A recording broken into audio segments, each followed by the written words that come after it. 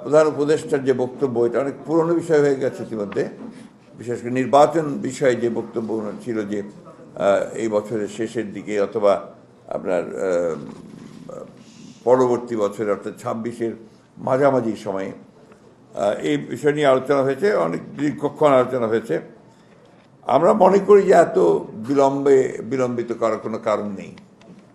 আমরা মনে করি যে এখন যেহেতু আপনার নির্বাচন কমিশন গঠন হয়ে গেছে এবং আপনার মোটামুটি একটা স্টেবিলিটি এসছে আপনার গভর্নেন্সের মধ্যে, গভর্নমেন্টের মধ্যে, সেই ক্ষেত্রে এই নির্বাচন অনুষ্ঠানের জন্য আমার মনে হয় যে আপনার বোধহয় এই মাসেই বোধহয় আপনার নির্বাচন সংস্কার সংক্রান্ত যে কমিটি, সেটার বোধহয় রিপোর্ট এসে যাবে। হ্যাঁ, কালকেই দেবে। সুতরাং আমার মনে হয় না যে এটা আমরা আরও বিলম্বিত করার প্রয়োজন আছে, কারণ যত বিলম্ব হচ্ছে ততই রাজনৈতিক এবং অর্থনৈতিক সংকট আরও বৃদ্ধি পাচ্ছে। কারণ আমরা বারবার করে বলছি যে আসলে নির্বাচিত সরকারের কোনো বিকল্প নেই, এটা গণতন্ত্রে এটাই হচ্ছে সবচেয়ে ইম্পর্টেন্ট বিষয়। তো সেই ক্ষেত্রে আমরা মনে করি যে এই বছরই মাঝামাঝি সময় অর্থাৎ আপনার জুলাই আগস্ট মধ্যেই নির্বাচন সম্ভব।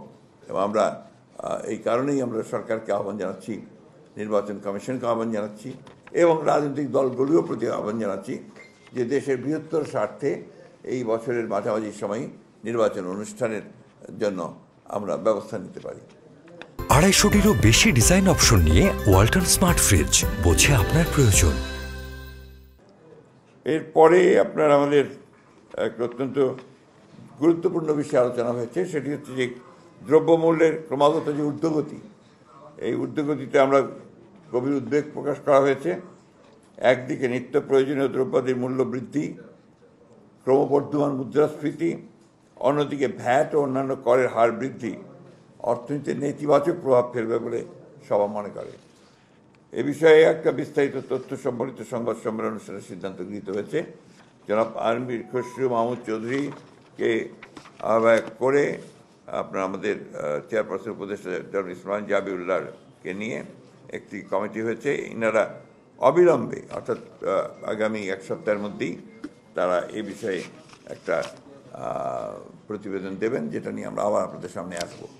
এখানে আমরা মনে করি যে শুধু সমালোচনা করলেই তো হবে না, আমরা এটার সম্পর্কে আমাদের ভাবনাটা কি, আমরা কিভাবে আপনার এই মূল্য বৃদ্ধিটাকে দেখছি বা আপনার কর বৃদ্ধিটাকে দেখছি, সেটাকে আপনার ইতিবাচক দিকটা কি হতে পারে, তাতে আমাদের প্রস্তাব কি থাকতে পারে এই সমস্যাটা সমাধানে, সেই প্রস্তাব নিয়েও আমরা আসব।